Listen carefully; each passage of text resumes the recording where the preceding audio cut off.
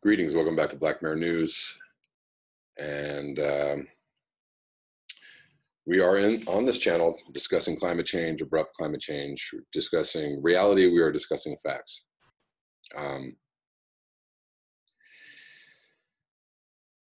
I realized I was, I vacillate between wanting to, find language in which to explain this to people who don't want to understand it. And that really is the crux of possibly a narcissistic disorder, not for me, but for the people that don't want to understand it. If you've ever dealt with somebody who does actually suffer from narcissism, they just don't want to understand things that are very, very obvious. You could say this happened and they're like, I don't know what you're talking about. And they're the kind of people that will argue with you that the sky is not blue. The sky is obviously blue. We know that 2 + 2 = 4 because you can see it. 1, 2, 3, 4. You cannot say 2 + 2 = 5 because it does not equal 5. It just doesn't. You can see it with your own eyes. It is empirical evidence. What we have in climate change is empirical evidence all over the place. Nobody is making up temperatures. We've had over the last few years record high temperatures all over the world, not just in extreme temperatures, but overall global temperatures, global warming. The temperature of the earth is steadily getting warmer. And this is proven out over and over and over again. It is not disproven by a cold weather spell or a snap here or there. If you think that that's true, you don't understand science, and you should probably shut your mouth because you don't understand science. If you don't understand science, you have to leave the class. If you're in a math class and you want to insist that 2 + 2 = 5, you get kicked out of the class.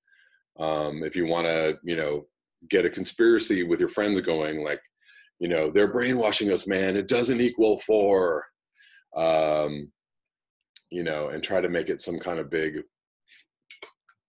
that there's a big religion or around math or around science, you're just not going to get very far. Understood that there are things which are being thrust upon society. There are lies and there are untruths and there are conspiracies that are being thrust upon unsuspecting or unthinking people. This is actually happening, but the thing is those things are backed. Those things are proven out by what? Evidence. By the preponderance of evidence, by an overwhelming avalanche of evidence.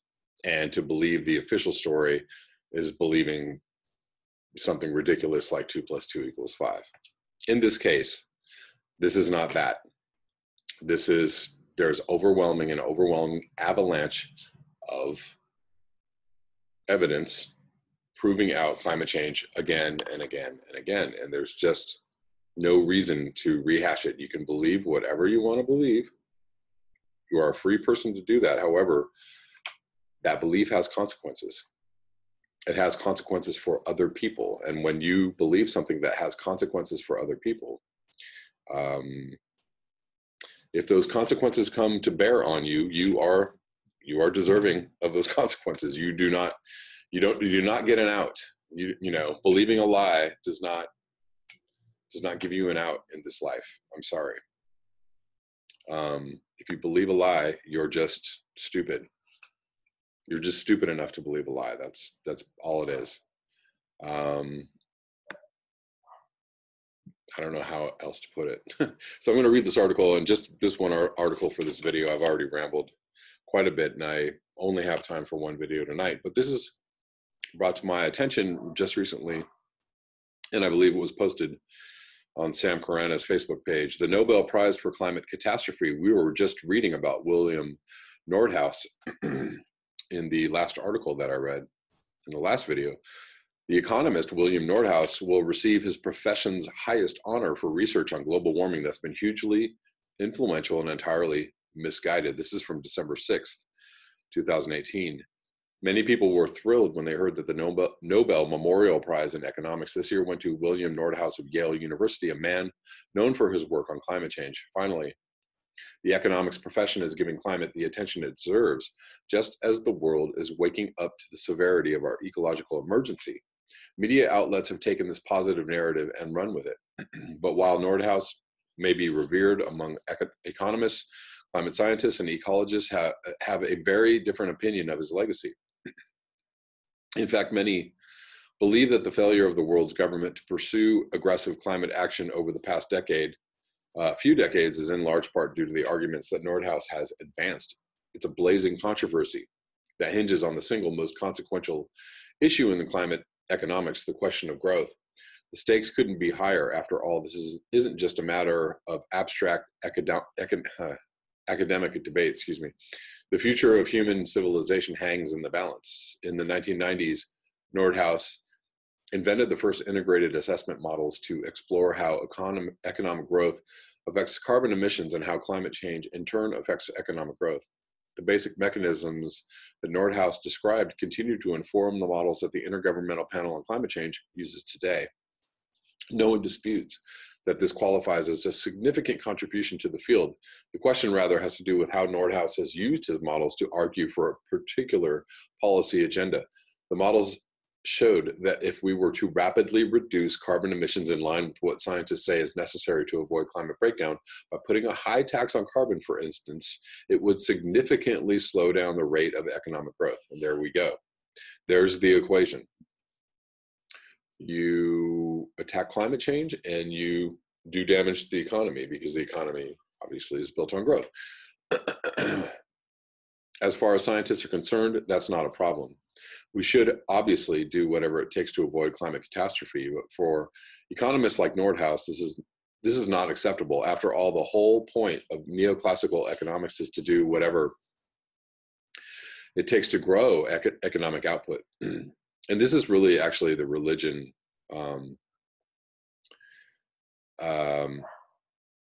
Somebody, referenced climate change as a religion, which is not, science is not a religion, but the idea that economic growth, our economy is built on growth and relies on growth in order to keep going forward. And not just our economy, our whole civilization is built on growth.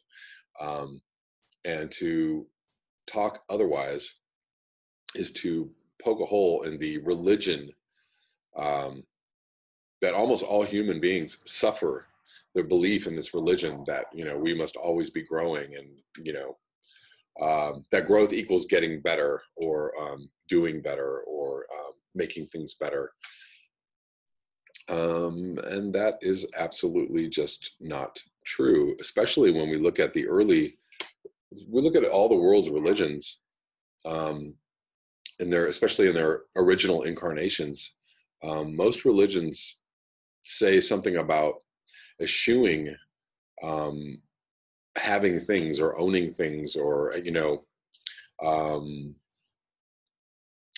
it's all about the masters wanted to simplify their lives, and greed is an original sin, and coveting is a sin, and it's all about connection with spirituality, which might be connected with living a good life or a right life, actually involves having less stuff, or acquiring less things, or being pious, or being truly in touch with God meant having less things in the way of being in touch with God. However, all of that has been completely that whole message has been completely misconstrued and misused and used to convince people that they should suffer while other people hoard all the riches, especially the church leaders. So, all that is a big ha ha ha. That it's a perversion of the actual message on such a level, to be deeply criminal. Why spiritual leaders or church leaders weren't actually just strung up and gutted in the past because of their hoarding of wealth while perverting the message of God or Jesus or whoever the leader is. Why these people weren't taken to task or just done away with, I don't know. I'm sure that there have been moments and instances when that actually happened, but we'll not get into that. That's getting a little deeper than I want to get. Nordhaus's career has been devoted to finding what he calls a balance between climate mitigation and GDP growth, which is actually a joke. In a famous 1991 paper titled "Too Slow or Not Too Slow," he argued firmly for the latter option. Let's not be too eager to slow down global warming because we don't want to jeopardize growth. To justify this conclusion, Nordhaus manipulates what is known as the discount rate, which is how economists value the costs of climate breakdown in the present as compared to the future. It might sound arcane, but it's really quite straightforward. A discount rate of 0 means that future generations are valued equally to the present. A high discount rate means that future generations are valued less or discounted compared with nearer generations. Nordhaus prefers a high discount rate, very high. Discounting the future allows him to argue that we shouldn't reduce emissions too quickly because the economic cost to people today will be higher than the benefit of protecting people in the future. Instead, we should do the opposite, focus on GDP growth now, even if it means locking in future climate catastrophe. This is justifiable, he says, because future generations will then be much richer than we are and therefore better able to manage the problem. Using this logic, Nordhaus long claimed that from the standpoint of economic rationality, it is optimal to keep warming the planet to about 3.5 degrees Celsius over pre-industrial levels, vastly in excess of 1.5 degrees Celsius threshold that the IPCC insists on. That is just the words of a madman. It sounds morally problematic and flies in the face of scientific warnings. But economists and policymakers have lined up behind Nordhaus's argument. Of course they have. They like it because it gives them license to carry on with the status quo and delay difficult decisions. President Trump, for instance, has been aggressive in his preference for growth over climate action. This is in large part what explains the fact that nearly 30 years after the first IPCC report was published, global emissions are still going up. It also helps explain why even with the Paris Climate Agreement in place and with all the plans promised by the world's governments, we're still headed for about 3.3 degrees Celsius of warming. It's all eerily similar to Nordhaus's trajectory. So how do economists get away with believing that these extreme temperatures are somehow okay? Because the Nordhaus model tells us that even the worst catastrophes will not really hurt the global economy all that much. Maybe a percentage point or two at the most by the end of the century, but much less than the cost of immediate action. Wow. How do they figure this? Because if climate breakdown ends up starving and displacing a few 100 million impoverished Africans and Asians, that will register as only a tiny blip in GDP. After all, poor people don't add much value to the global economy. The same goes for things like insects and birds and wildlife. So it doesn't matter if global warming continues to accelerate mass extinction. From the perspective of capital, what most of us see as tremendous ethical and even existential problems literally don't count. What is more, Nordhaus reasons that the sectors most vulnerable to global warming, agricultural, forestry, and fishing contribute relatively little to global GDP, only about 4%. So even if the entire global agricultural system were to collapse in the future, the cost in terms of world GDP would be minimal. Oh my God. Oh my God. Just lunatics. These arguments obviously offend common sense. And indeed, scientists have been quick to critique them, as they should. It's absurd to believe the global economy will just keep chugging along despite a collapse in the world's food supply. A mass extinction of species poses a very real threat to the web of life itself, on which all human civilization depends. Plus, Nordhaus doesn't factor in the possibility of feedback loops that could kick in. Arctic methane release, ice albedo feedback, and others we can't yet predict, pushing us way beyond 3.5 degrees. No amount of wealth would be enough to help future generations navigate such a total system collapse. So what if Nordhaus turns out to be wrong? What if extreme global warming destabilizes our civilization and collapses the economy? The Stern Review, for instance, predicts annual GDP losses could be up to 20% per year. If this happens, then we'll get the worst of both worlds, yay, which is actually exactly what we're going to get. Future generations will be poorer, and they'll end up locked in a hothouse Earth. It's a dangerous gamble with the future of humanity, and the risks are so deadly as to be beyond the power of imagination. Strangely, in what seems a bizarre coincidence, Nordhaus was announced as the winner of the Nobel Prize on the very same day, October day, that the IPCC published its latest report on climate change. The report is the United Nations' most urgent, yet it calls for the world to cut emissions in half by 2030. If we cut emissions in half by 2030, we collapse the entire economic system of the globe.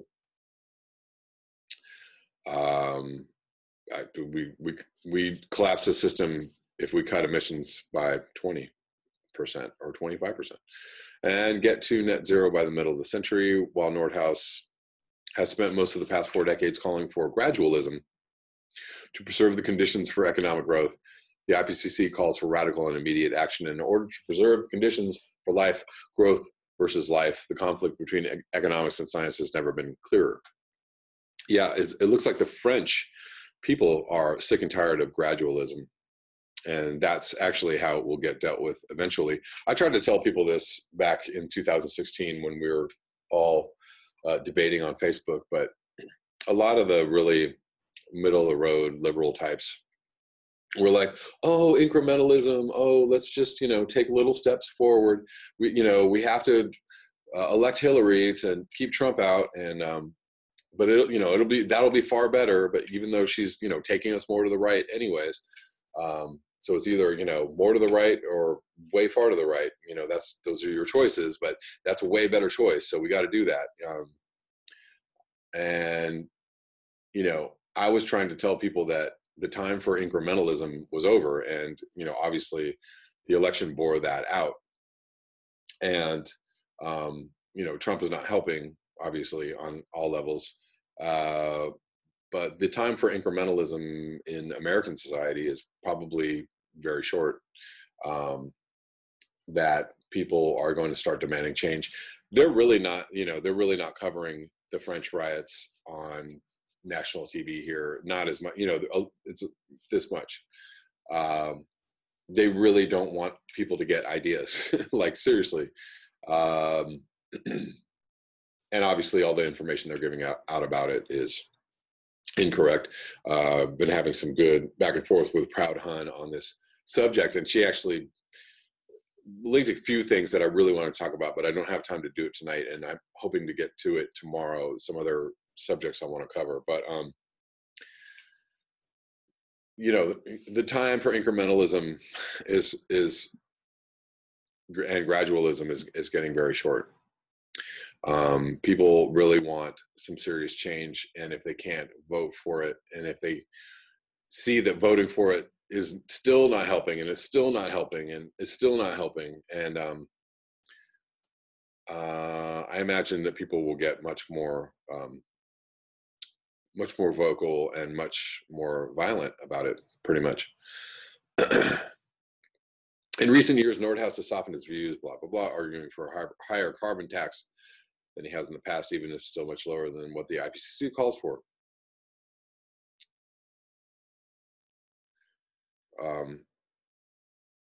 But his overall position in this debate remains clear. When news of his prize was announced, he admonished his students, don't let anyone distract you from the work at hand, which is economic growth.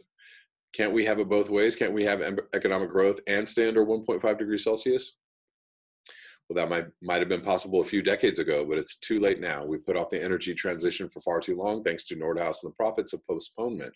The IPCC is clear that we need to completely decarbonize the global economy by the middle of the century. If we continue growing on our present trajectory, the economy will nearly triple in size during that same period. It would be difficult enough to decarbonize the existing global economy so quickly. It's virtually impossible to imagine doing it 3 times over. We need to throw everything we have at the problem. We need massive mobilization reminiscent of the wholesale industrial retooling that took place during World War II.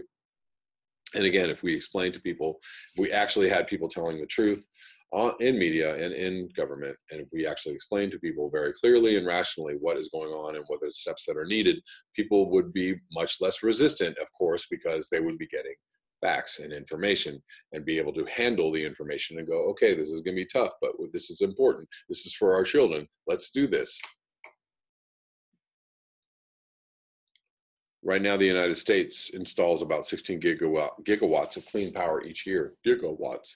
That rate needs to increase more than 12-fold. It needs to happen immediately. Other countries face a similar challenge. There's no way around it, whether we go clean energy or not. Economies are going to have to de-escalate. Economies are going to have to get smaller. They're going to have to shrink. And that is going to be painful. And that's going to have to happen. It will happen, whether we like it or not, whether we want it or not, whether we work with it or work against it. It will happen.